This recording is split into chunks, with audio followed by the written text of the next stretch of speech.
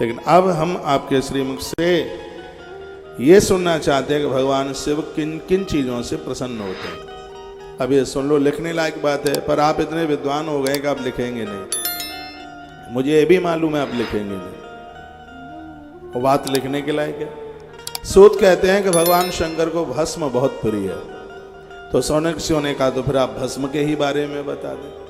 भगवान महाकाल भोर में 3:30 बजे से उनकी महाआरती भस्म आरती आरंभ होती है।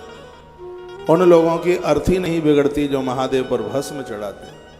समय पर उनकी अर्थी में अग्नि संस्कार होता है, अच्छे मुहूर्त में उनकी मृत्यु होती है। पंचक में मरना बिल्कुल ठीक नहीं है, किसी की भी मौत पंचक में ना हो। जो पंचक में मरा और पीछे से 4 लेके जाता है, ऐसा गरुड़ पुराण में लिखा है।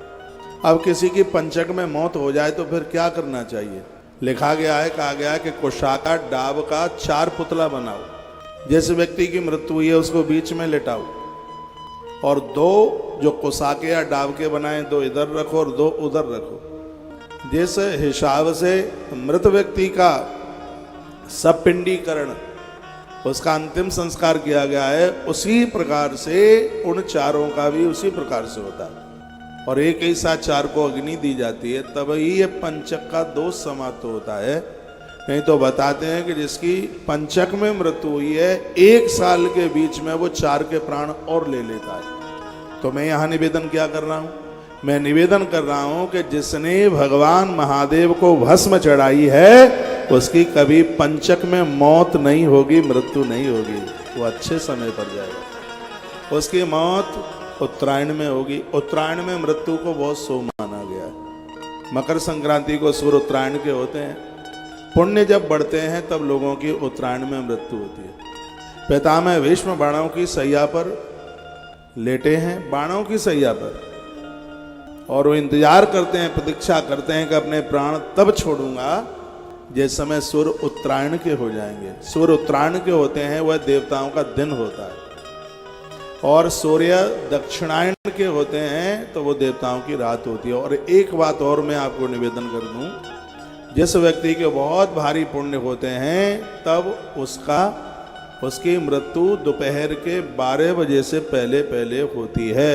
सुबह के समय को, भोर के समय को बहुत ज़्यादा विशेष माना गया, बहुत ज़्यादा दिव्य माना। ये बड़ा चैप्टर बड़ा अद्भुत है, आप मन लगा करके सुनेंगे तो इसमें से बहुत कुछ सीखने को भी मिलेगा। शंकर जी के ऊपर रुद्राक्ष, बेलपत्र और भस्म, ये 3 चीजें तो मैं निवेदन कर रहा था कि भगवान पर भस्म, बेलपत्र और रुद्राक्ष, ये 3 चीजें जिस घर में चढ़ती हैं प्रयाग उनके घर में आके प्रकट हो जाता है। तो वही महात्म्य आप सुन लो, ताली भले ही मत बजाना, पर महात्म्य तो आप सुन ही लीजिए। सूत उवाच, सूत कहते हैं द्विविधम भस्म संप्रोक्तम सर्वमंगल प्रदः परम तत्प्रकार हम बच्चे सावधान तया श्रृणु।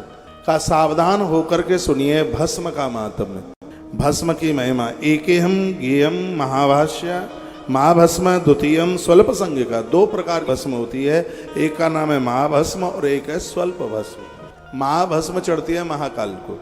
अब तो ऐसा नहीं है, रोक लगा दी गई है, नहीं तो उज्जैन में वो व्यक्ति बड़ा भाग्यशाली होता है जिसकी मृत्यु होती, शमशान घाट से राख लाई जाती और भगवान शंकर को चढ़ाई जाती, महादेव को।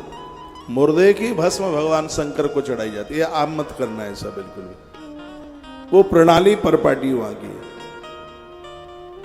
आपके लिए स्वल्प भस्म बताइए। स्वल्प भस्म यज्ञ से प्रकट होती है। पूर्णाहुति के बाद में यहाँ की भस्म जरूर लेके जाना, आनंद कर देगी। जब आग बिल्कुल ठंडी हो जाए तो एक दिन समय निकालना, जब बिल्कुल ठंडी हो जाएगी। टाइम लगेगा इसको ठंडी होने में, 1 महीना लगेगा। ये सवाग आ रहे, फिर नीचे से हवन कुंड भरा जा रहा है। जब इसकी पूर्णाहुति होगी तब तक ये ऊपर तक भरा जाएगा।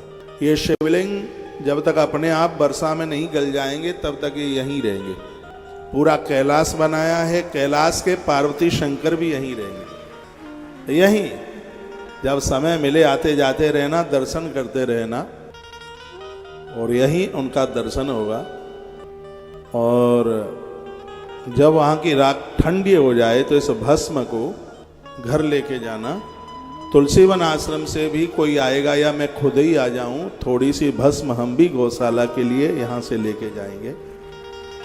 इस भस्म की बड़ी महिमा। इसमें ड्राई फ्रूट की आहुति डालियाँ जा रही हैं, गुड़ बहुत डाला जा रहा है इसमें तिल की सामग्री बनाई हुई, घी तो इतनी जोर से इसमें चढ़ाया जा रहा है और बहुत आनंद आ रहा है। जिस समय आप यहाँ परिक्रमा करते हैं, प्रदक्षिणा करते हैं, मुझे कोई भैया बोल रहे थे महाराज जी कमर में इतना दर्द, मुझसे सीढ़ी पर नहीं चढ़ा जाता और मैं अपनी पत्नी के साथ में 54 परिक्रमा वो करती है, 54 मैं करता हूँ, दोनों मिला करके हम 108 गिन लेते हैं। क्या सही है? मैंने कहा पूरा